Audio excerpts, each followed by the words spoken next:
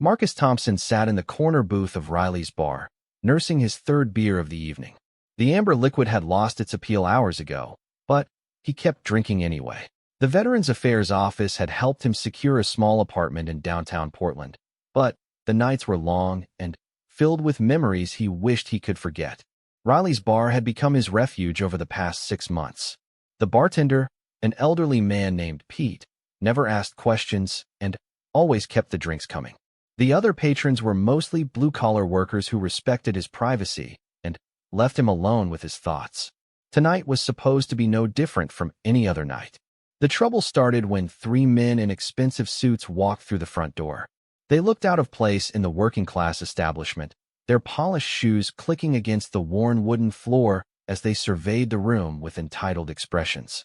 The tallest of the 3, a man with slicked-back black hair and cold gray eyes, pointed toward Marcus's corner booth and whispered something to his companions.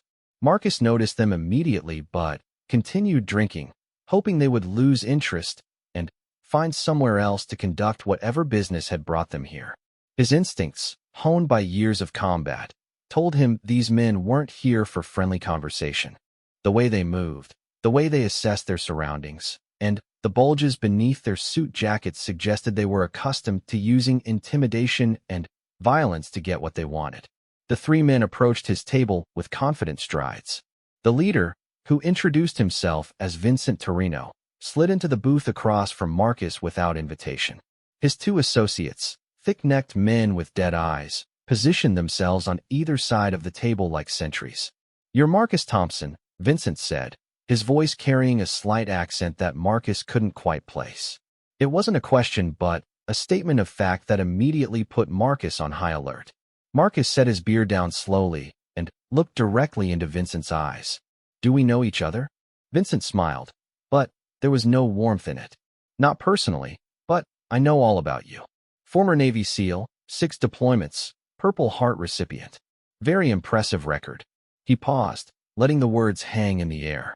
"I also know you've been having some financial difficulties since your discharge." The comment hit Marcus like a physical blow. His veterans' benefits barely covered his basic expenses, and he had been struggling to find steady employment. The medical bills from his injuries continued to pile up despite the VA's promises of coverage. He had managed to keep his head above water, but just barely. "What do you want?" Marcus asked, his voice steady despite the anger building inside him. Vincent reached into his jacket and pulled out a thick manila envelope. "I represent certain business interests in this city. We occasionally require the services of individuals with your particular skill set." He slid the envelope across the table. "There's $50,000 in there. Consider it a signing bonus."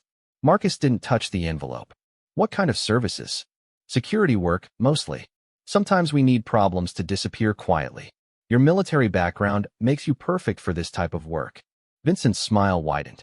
"Think of it as serving your country again, just in a different capacity." The implications were clear, and Marcus felt his stomach turn. These men weren't offering him legitimate security work. They wanted him to become an enforcer, possibly worse. Everything about the situation screamed organized crime, and Marcus wanted no part of it. "I'm not interested," Marcus said firmly, pushing the envelope back across the table. Vincent's expression hardened instantly. "I don't think you understand. This isn't really a request."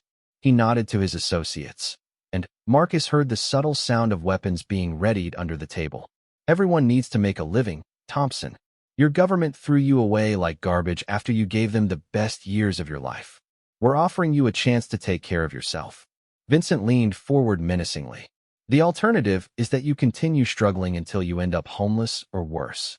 Marcus felt the familiar surge of adrenaline that had kept him alive through countless firefights.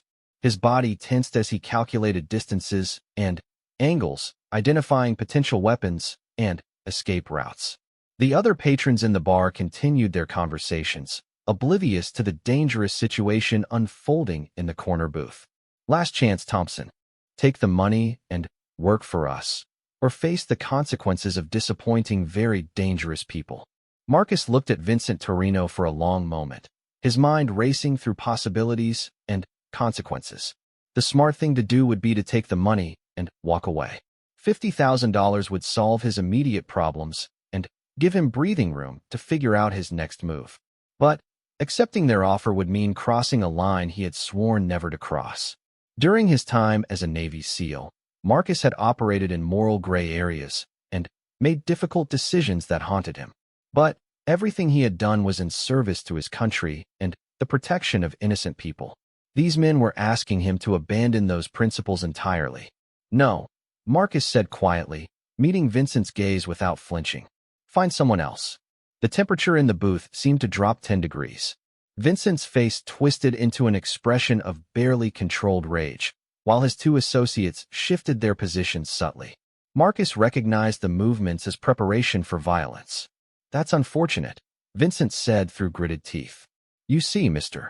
Thompson, we've already invested considerable time and resources in researching your background. We know where you live, where you shop, where you eat. We know you have a younger sister named Sarah who teaches elementary school in Seattle. The mention of his sister sent a surge of protective anger through Marcus's veins. Sarah was the only family he had left after their parents died in a car accident 5 years earlier. She was everything good and pure in his world, and the thought of these criminals threatening her made his vision blur with rage.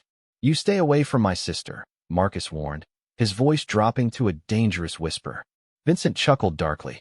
That depends entirely on your level of cooperation. My employer doesn't like to leave loose ends, especially loose ends who know about his business operations. Marcus realized with crystal clarity that he was trapped. These men had made it clear they wouldn't simply walk away if he refused their offer. They saw him as either an asset or a threat, and they were prepared to eliminate threats permanently. The knowledge they possessed about his personal life demonstrated they had been planning this approach for weeks or months. Give me 24 hours to think about it, Marcus said, buying time to formulate a plan. Vincent shook his head. You've had enough time to think. We need an answer right now. The larger of Vincent's two associates, a man with a shaved head and numerous scars on his knuckles, reached under his jacket and partially withdrew a pistol. The message was unmistakable. Marcus felt the familiar calm that had served him well in countless combat situations. His pulse slowed, his breathing became controlled, and his senses sharpened to supernatural levels. He cataloged every detail of his environment, the positions of his opponents, the distance to the nearest exit, the location of innocent bystanders who might be caught in crossfire. All right, Marcus said, appearing to concede. You've made your point. I'll take the job. Vincent smiled triumphantly and gestured for his associate to put away his weapon. I knew you'd see reason. Smart men always do. He pushed the envelope toward Marcus again. Consider this the beginning of a very profitable relationship. Marcus reached for the envelope with his right hand while using his left to grip the edge of the heavy wooden table. In one explosive motion, he flipped the table upward, sending beer bottles and the envelope flying while creating a barrier between himself and Vincent's men. The scarred associate fumbled for his weapon, but Marcus was already moving. Years of hand-to-hand combat training kicked in as he grabbed the man's wrist and twisted sharply, hearing bones crack. The gun clattered to the floor as its owner screamed in pain. The second associate tried to circle around the overturned table, but Marcus anticipated the movement. He drove his elbow into the man's solar plexus, doubling him over, then brought his knee up to connect with the man's nose. Blood exploded across the man's face as he collapsed backward into another table. Vincent had managed to draw his own weapon, a small silver revolver, but he was shaking with adrenaline and fear. Marcus could see the uncertainty in his eyes as he realized his supposedly easy intimidation had turned into a nightmare. You've made a terrible mistake, Vincent snarled, trying to aim the trembling gun at Marcus. Marcus dove to his right as Vincent pulled the trigger. The bullet splintered the wooden booth where Marcus's head had been moments earlier. Screams erupted throughout the bar as other patrons realized what was happening and scrambled for cover. Rolling behind another table, Marcus scanned the floor for the dropped pistol. He found it near the unconscious form of the scarred associate and lunged for it. Vincent fired again, the bullet gouging chunks from the wooden floor inches from Marcus's outstretched hand. Marcus rolled again, this time coming up with the weapon in his grip. His military training took over completely as he assessed the tactical situation with cold precision. Vincent was 15 feet away, partially concealed behind a support beam, with limited ammunition remaining. The other two associates were down, but not necessarily out of the fight permanently. "Put the gun down," Marcus shouted, his own weapon trained on Vincent's position. "This ends now." Vincent's response was another wild shot that shattered bottles behind the bar. Pete, the elderly bartender, had already activated the silent alarm and was huddled behind the bar calling 911 on his phone. Marcus knew he had perhaps 2 minutes before police arrived. He also knew that Vincent and his associates weren't going to simply surrender and walk away. Their employer, whoever he was, would demand explanations for this failure. These men were probably as dead as Marcus if they returned empty-handed. The realization hit Marcus like a cold wave. This confrontation wasn't going to end with everyone walking away. Vincent had drawn first blood by threatening Sarah, and the criminal organization behind this recruitment attempt would never stop coming after him. They had invested too much in this operation to simply write off their losses. The scarred associate was beginning to stir, his broken wrist cradled against his chest, but his left hand reaching for a backup weapon. Marcus shifted his aim and put a single round into the man's shoulder, spinning him back to the ground and ensuring he stayed down. Vincent used the distraction to break from cover, firing rapidly as he charged toward Marcus's position. Marcus dropped prone and returned fire with controlled precision, his shots forming a tight grouping in Vincent's chest. The crime boss stumbled backward, his expression showing surprise and pain before he collapsed. The bar fell silent except for the groaning of wounded men and the distant sound of approaching sirens. Marcus kept his weapon raised as he approached Vincent, who was still breathing but bleeding heavily from 3 chest wounds. "Who sent you?" Marcus demanded, kneeling beside the dying man. Vincent's lips curved into a weak smile as blood bubbled from his mouth. You have no idea what you've done," he whispered. "My boss doesn't forgive, doesn't forget." "Give me a name," Marcus pressed, but Vincent's eyes had already gone vacant. Marcus looked around the destroyed bar, his mind already working on the implications of what had just happened. He had defended himself against armed criminals, but that wouldn't matter to their organization. They would view this as an unprovoked attack on their people and respond accordingly. The sound of sirens was getting louder. Detective Rebecca Torres arrived at Riley's bar 12 minutes after the first 911 call. She had been investigating organized crime in Portland for 8 years and recognized the scene immediately. Professional shooters, expensive suits, and tactical precision all pointed to something much more serious than a typical bar fight gone wrong. Marcus sat calmly in a chair near the back wall, his hands visible on the table, the weapon he had used placed deliberately on the floor several feet away. He had made no attempt to flee or destroy evidence. When the first officers arrived, he had identified himself clearly and explained that he was the defender in what had started as an attempted extortion. Torres studied Marcus as the crime scene technicians photographed evidence and paramedics worked on the surviving criminals. She saw a man who carried himself like military, someone accustomed to violence, but not comfortable with it. His statement was precise and factual, delivered without emotion or embellishment. "Mr. Thompson," Torres said, settling into the chair across from him. "I need you to walk me through exactly what happened here tonight." Marcus recounted the events chronologically, providing details about Vincent's threats, the mention of his sister, and the escalation to violence. He left nothing out, including his own military background and current financial struggles. Torres found his honesty refreshing compared to the usual lies and deflections she encountered. "These men knew personal details about your life," Torres observed. "That suggests they had been planning this approach for some time." Marcus nodded. "Vincent mentioned they had invested considerable resources in researching my background. This wasn't random." Torres made notes as she considered the implications. Organized crime families didn't typically recruit military veterans unless they were planning something significant. The fact that they had targeted Marcus specifically, rather than approaching him through intermediaries or criminal contacts, suggested desperation or time pressure. "Do you have any idea who Vincent worked for?" she asked. Marcus shook his head. "He mentioned an employer who doesn't like loose ends, but he died before giving me a name." The second associate, the one with the broken nose, had been conscious when paramedics arrived but claimed total ignorance about anything beyond the evening's events. He insisted he was just muscle-hired for protection and knew nothing about his employer's larger operations. Torres suspected he was lying, but proving it would require time and leverage they didn't currently possess. 3 hours later, Torres released Marcus with instructions not to leave the city while the investigation continued. She also provided him with her direct phone number and urged him to contact her immediately if he noticed any suspicious activity. Marcus returned to his apartment as dawn was breaking over Portland. The adrenaline had long since faded, leaving him exhausted and acutely aware that his life had changed irrevocably. He double-checked the locks on his door and windows, closed the blinds, and sat heavily on his worn couch. His first call was to Sarah in Seattle. She answered on the second ring, her voice thick with sleep. "Marcus? What time is it? It's early, I know, but I need you to listen to me very carefully." He explained the previous night's events as gently as possible, emphasizing that she was potentially in danger and needed to take precautions immediately. Sarah's voice became fully alert as she processed the information. "Should I call the police? I'll coordinate with Detective Torres here in Portland to make sure Seattle PD is aware of the situation.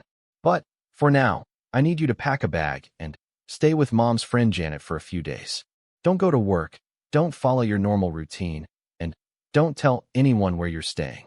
After ensuring Sarah understood the seriousness of the threat, Marcus called the number Detective Torres had given him and arranged for protection details in both cities. The detective was surprisingly cooperative, admitting that Vincent Torino's name had appeared in several ongoing investigations into racketeering and extortion. Over the next 48 hours, Marcus felt like he was living in a fishbowl. Unmarked police cars maintained surveillance on his apartment building, and every person who approached his door was scrutinized. He appreciated the protection, but he also understood it was temporary. The police couldn't maintain this level of coverage indefinitely, and eventually he would be on his own again. The break came on Thursday morning when Detective Torres called with urgent news. Vincent Torino had been identified as a lieutenant in the Kozlov crime family, a Russian organization that had been expanding operations throughout the Pacific Northwest. More importantly, Vincent's death had triggered a violent response from his superiors. 2 more bodies turned up this morning, Torres explained during their meeting at the police station. Both were Vincent's associates who weren't present at the bar Monday night. Someone is cleaning house, eliminating anyone who knew about the failed recruitment attempt. Marcus felt a chill run down his spine. They're tying up loose ends. Exactly. Which means you and your sister remain primary targets. The good news is that we've identified the man who ordered Vincent to approach you. Torres showed Marcus a surveillance photograph of a heavy-set man with silver hair and cold blue eyes. Dmitry Kozlov, patriarch of the family. He's been operating in Portland for 3 years, mostly focusing on money laundering and protection rackets. But intelligence suggests he's planning something bigger. Marcus studied the photograph, memorizing every detail of Kozlov's face. What kind of something bigger? We're not sure yet. But the sudden interest in recruiting military veterans suggests they need someone with specialized skills for a specific operation. Torres leaned forward. "Mr. Thompson, I'm going to be direct with you. Our department doesn't have the resources to protect you indefinitely. And based on Kozlov's history, he won't stop coming after you until this matter is resolved." The implications were clear. Marcus could spend the rest of his life looking over his shoulder, constantly worried about Sarah's safety, while waiting for Kozlov's next move. Or he could take the initiative and end the threat permanently. "What are you suggesting?" Marcus asked, though he suspected he already knew the answer. Torres glanced around the interrogation room, then spoke in a lower voice. "Officially, I'm suggesting you consider entering witness protection if we can build a case against Kozlov. Unofficially, I'm telling you that cases against men like Dmitry Kozlov rarely result in convictions. They have expensive lawyers, corrupted witnesses, and extensive resources for intimidation." Marcus sat in silence for several minutes, processing the detective's words and considering his options. Witness protection would mean abandoning everything he had built in Portland and starting over somewhere else with a new identity. Sarah would have to make the same sacrifice, giving up her teaching career and the life she loved in Seattle. The alternative was to use the skills the Navy had taught him and eliminate the threat at its source. I need to think about this, Marcus said finally. Torres nodded. Take your time, but don't take too long. Kozlov's people are already asking questions around the city about you. It's only a matter of time before they locate your apartment. As if summoned by her words, Torres's radio crackled to life. Detective Torres, we have a situation at the Thompson surveillance location. Multiple vehicles approaching the building. Marcus was already standing before Torres finished reaching for her radio. Through the station's windows, he could see smoke rising from the direction of his neighborhood. The war had officially begun. Marcus arrived at his apartment building to find organized chaos. Fire trucks blocked the street, while firefighters battled flames consuming the first floor. Police had cordoned off a 3-block area, and ambulances waited nearby for casualties that thankfully never materialized. Detective Torres caught up with him at the perimeter. Molotov cocktails through your ground floor windows. The attackers were gone before our surveillance team could respond. She pointed to scorch marks on the building's facade. This was meant to send a message.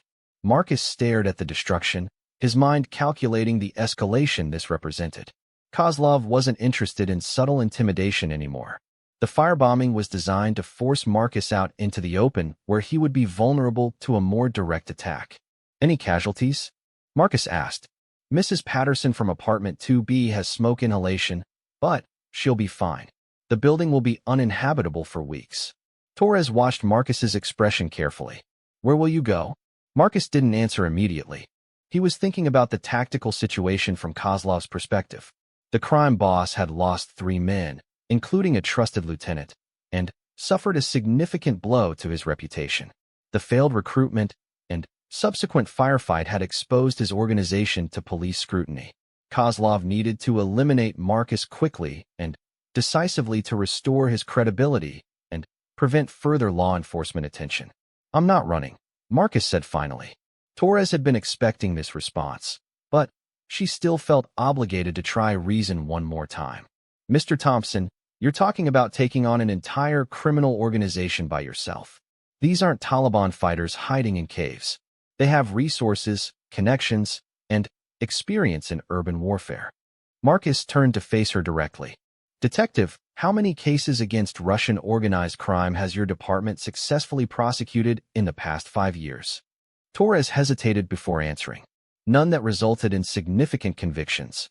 And how many innocent people have been hurt or killed while you've been building those unsuccessful cases? The question hit home because Torres knew the answer. The Kozlov organization had been linked to at least 7 murders, dozens of assaults, and millions in stolen property. But proving their involvement in court required evidence that rarely survived a trial. Marcus continued his analysis. Kozlov made this personal when he threatened my sister. He escalated to property destruction when intimidation failed. The next step will be direct violence against me or Sarah. I can wait for that to happen, or I can prevent it. Torres understood the logic, even if she couldn't officially endorse it. What do you need from me? Information. Addresses, schedules, security arrangements. Everything your intelligence gathering has compiled on Kozlov's operation. Torres was quiet for a long moment, watching the firefighters finish their work. I can't officially provide classified intelligence to a civilian, but you could accidentally leave a case file unattended while getting coffee. That would be a serious breach of protocol. Torres paused. I'll be getting coffee from the station break room at exactly 8 o'clock tonight. Sometimes I forget my files on the table when I'm distracted. Marcus spent the afternoon acquiring equipment and supplies. His military discharge had left him with significant contacts in Portland's veteran community, including several former special operations personnel who understood the value of discretion. By evening, he had assembled a small arsenal of weapons, surveillance equipment, and tactical gear. The intelligence file Torres accidentally left unattended contained 3 years' worth of investigation data. Marcus studied every photograph, every surveillance report, and every witness statement. He memorized addresses, identified patterns in Kozlov's movements, and mapped the organization's hierarchy. Kozlov operated from a legitimate business, an import company called Pacific Maritime Solutions, which maintained offices in a downtown high-rise, and warehouse facilities near the river. The crime boss lived in a heavily secured mansion in the hills west of the city, protected by a rotating team of armed bodyguards and sophisticated electronic surveillance. Marcus identified 3 possible approaches: hit Kozlov at his office during business hours, attack the warehouse during a smuggling operation, or assault the mansion when security was lightest. Each option presented unique challenges and risks. The office building was too public, with hundreds of innocent employees and visitors who could become casualties. The warehouse operations were irregular and heavily defended, making tactical planning nearly impossible. The mansion was the most secure location, but also the most predictable in terms of staffing and schedules. Marcus chose the mansion. He spent 2 days conducting reconnaissance, studying the property from multiple angles, and timing the guards' patrol patterns. Kozlov employed 8 security personnel working in rotating shifts, with 4 on duty at any given time. They carried military-grade weapons and communicated through encrypted radio systems. The mansion's electronic security included motion sensors, infrared cameras, and pressure-sensitive perimeter alarms. But Marcus noticed that the guards had become complacent over months of routine. They focused more on monitoring the main access roads than securing the forested hillside that bordered the property's eastern edge. On Saturday night, Marcus moved into position. He was dressed in dark tactical clothing and carried a suppressed rifle, night vision equipment, and enough ammunition for a sustained firefight. His plan was simple: infiltrate the property, locate Kozlov, and eliminate him along with any subordinates present. The approach through the forest took 40 minutes of careful movement.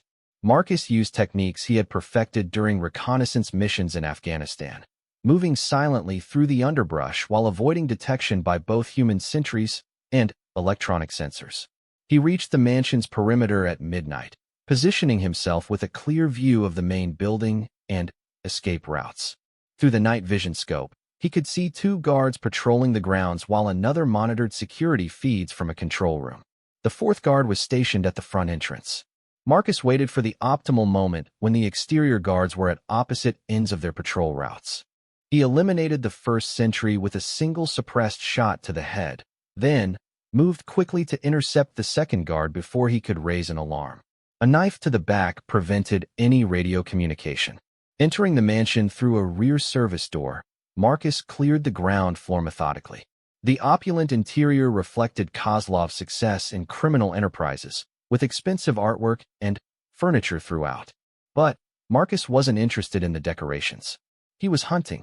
The control room guard died without knowing he was under attack.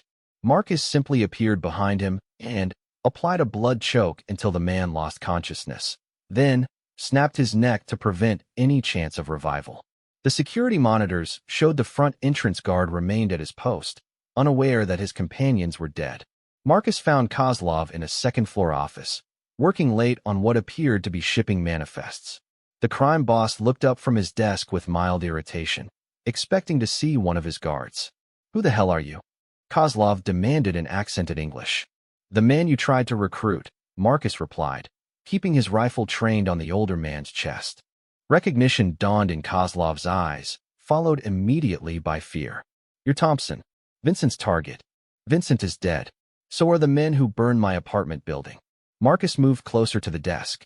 "Now it's your turn." Kozlov's hand moved slowly toward a drawer, but Marcus anticipated the movement. "Don't." The crime boss froze, his hand inches from what was probably a concealed weapon. "You know killing me won't end this. I have partners, subordinates who will take over my operations. Maybe, but they'll remember what happened to you when they consider threatening innocent people." Marcus was about to pull the trigger when he heard the front door crash open and boots pounding up the stairs. The 4th guard had finally realized something was wrong. The footsteps on the stairs grew louder as Marcus kept his rifle trained on Kozlov. The crime boss's eyes lit up with hope as he realized rescue might be arriving. But Marcus had survived too many combat situations to be rattled by the sound of approaching enemies. "Your guard is walking into a trap," Marcus said calmly. "Just like Vincent did." Kozlov opened his mouth to shout a warning, but Marcus moved with lightning speed. He grabbed the crime boss by the collar and spun him around, using his body as a human shield while positioning himself behind the heavy oak desk. The fourth guard burst through the office door with his weapon raised, but hesitated when he saw his employer in Marcus's grip. That moment of hesitation was fatal. Marcus put a single round between the guard's eyes, dropping him instantly. "No more interruptions," Marcus said, releasing Kozlov and stepping back to maintain his firing position. Kozlov staggered forward, his face pale with shock and fear. "Wait, we can make a deal. I have money, connections. Whatever you want, I can provide." Marcus shook his head. "I already told you what I wanted. To be left alone. You chose escalation instead." "It was business, nothing personal," Kozlov protested. "Vincent exceeded his authority when he threatened your sister. I would have called him off if I had known. But you didn't call him off. You sent him to burn my home when intimidation failed." Marcus's voice remained steady and emotionless. "You made this personal." Kozlov tried a different approach. "Think about this rationally. Killing me will bring federal attention to your actions. The FBI investigates organized crime murders differently than local homicides. You'll spend the rest of your life running from federal agents." Marcus had already considered this possibility. "That assumes anyone will connect me to your death. As far as official records show, I'm a disabled veteran with PTSD who struggles with employment. No one expects disabled veterans to conduct precision military operations." The truth was that Marcus had planned meticulously for the aftermath. He would stage the scene to suggest an internal power struggle within Kozlov's organization. Criminal enterprises frequently experienced violent leadership changes, and investigators would naturally focus on rival crime families or ambitious subordinates. "Last chance," Marcus said, raising his rifle to shoulder height. "Give me the names and locations of everyone in your organization who knows about the recruitment attempt or the threats against my sister." Kozlov's survival instincts overcame his pride. "There are only 3 men left who know the details. Viktor Petrov, my second in command. He's at the warehouse tonight, overseeing a shipment. Boris Volkov and Alexei Markov were Vincent's contacts in our organization." Marcus memorized the names while calculating travel times between locations. "Where do Volkov and Markov live?" Kozlov provided addresses for both men, along with details about their security arrangements and daily routines. He seemed to believe cooperation might save his life, not understanding that Marcus had already made his decision the moment Vincent threatened Sarah. "Thank you for your cooperation," Marcus said, then pulled the trigger. The suppressed rifle made barely more noise than a loud hand clap. Kozlov's body crumpled behind the desk, his expensive suit ruined by spreading blood. Marcus spent several minutes arranging the scene to support his cover story, placing weapons in the dead guard's hands and disturbing the office to suggest a violent struggle. Before leaving the mansion, he accessed Kozlov's computer and transferred the crime boss's personal files to a flash drive. The intelligence would help him locate the remaining targets and provide Detective Torres with evidence for future prosecutions. The warehouse district was quiet at 2 in the morning as Marcus approached Pacific Maritime Solutions. Through binoculars, he could see activity around the main loading dock where several trucks were being unloaded under bright floodlights. Armed men supervised the operation, suggesting the cargo was valuable and illegal. Viktor Petrov was easy to identify from surveillance photographs Torres had provided.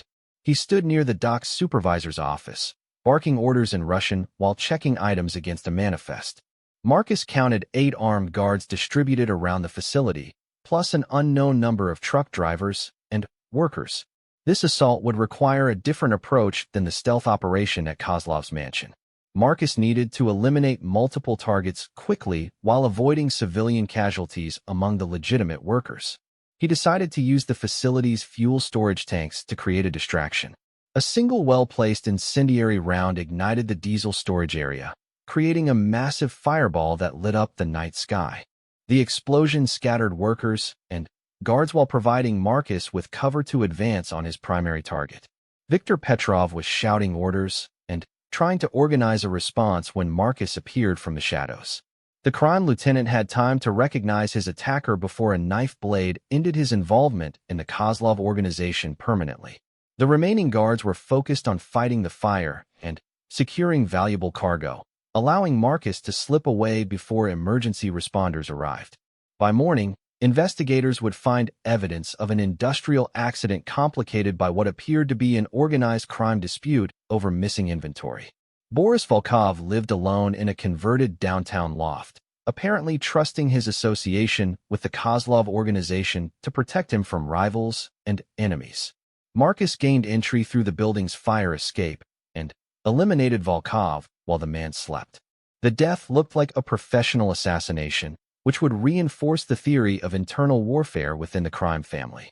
Alexei Markov proved more cautious, maintaining a safe house in the suburbs and varying his routine to avoid predictable patterns. Marcus spent 18 hours conducting surveillance before identifying the optimal opportunity. Markov died in what appeared to be a car bombing outside his favorite restaurant, though Marcus had actually used a sniper rifle from 400 meters away. Within 72 hours of Vincent Torino's failed recruitment attempt, the entire leadership of the Kozlov organization had been systematically eliminated. Marcus had achieved his objective without leaving any evidence connecting him to the killings. Detective Torres called him Tuesday morning with news that surprised no one. The Kozlov crime family appears to have suffered a complete leadership collapse. Dmitry Kozlov and his top lieutenants are all dead under suspicious circumstances. That's terrible, Marcus replied with appropriate concern. Do you have any suspects? We're investigating several possibilities, including rival organizations and internal power struggles. What's interesting is that all the violence stopped after Kozlov's death. No retaliations, no attempts to rebuild the organization. Marcus understood why. The surviving members of Kozlov's operation were low-level criminals who lacked the resources or connections to continue operating without their leadership structure. Most would probably seek employment with other crime families or abandon illegal activities entirely. Does this mean my sister is safe? Marcus asked. As far as we can determine, yes. The threat against you both died with the people who issued it. Torres paused before continuing. Mr. Thompson, I want you to know that whatever happened to these men, they deserved it. My department couldn't protect you through official channels, but somehow justice was served. 6 months later, Marcus Thompson opened a private security consulting firm specializing in risk assessment for international businesses. His military experience and intimate knowledge of criminal operations made him highly sought after by corporations with overseas interests. Sarah returned to her teaching position in Seattle, though she remained more cautious about her personal security than before. She never asked Marcus directly about the events surrounding the Kozlov organization's destruction, understanding that some questions were better left unasked. Marcus continued living in Portland, though he moved to a better neighborhood and maintained enhanced security measures at his home and office. He occasionally consulted with Detective Torres's unit on organized crime cases, providing insights into criminal psychology and tactical operations. The message had been sent clearly throughout the Pacific Northwest criminal community. Threatening military veterans and their families carried consequences that far exceeded any potential benefits. Marcus Thompson had proven that some people possessed both the skills and determination to fight back against seemingly overwhelming odds. The motto he had learned during Navy SEAL training echoed in his mind whenever he remembered that week in his life. The only easy day was yesterday. He had faced down organized crime and emerged victorious, but he remained vigilant for future threats. Marcus Thompson would never again be seen as an easy target, and anyone who made the mistake of threatening his family would discover why Navy SEALs were considered the most dangerous warriors in the world.